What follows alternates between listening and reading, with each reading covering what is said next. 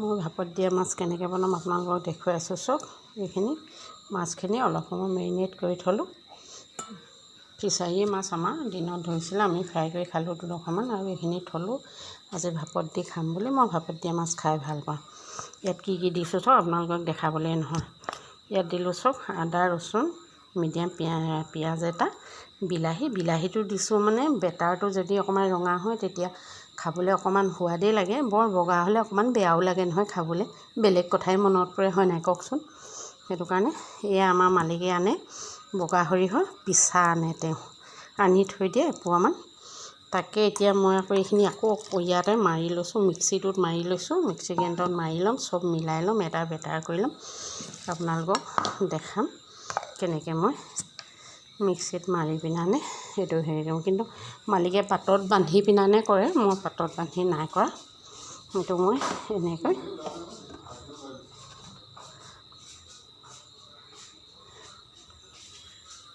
এইটো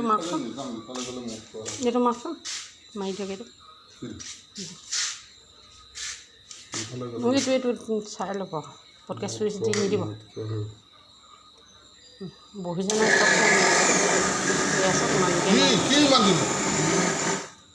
পানী দি দিছিলোঁ। এয়া চাওক, বেটাৰটো দিলোঁ, ইয়াত মাছ দিলোঁ, ধুনীয়া হ'ল। তাৰপৰা এইটো ইয়াত ঢাকনাখন এনেকৈ দি দিওঁ, ঢাকনাখন এনেকৈ দি এইটো মই অকণমান লেতেৰামৰীয়া কুকাৰ সেইটোতে এনেকৈ ভৰাই দিছোঁ। এয়া চাওক, এইটো পানীটো অকণমান পানী দি এইটো ইয়াত ঢাকনাখন মাৰি দিম, আৰু 2-3টা হুইচেল মাৰিলে নমাই দিম।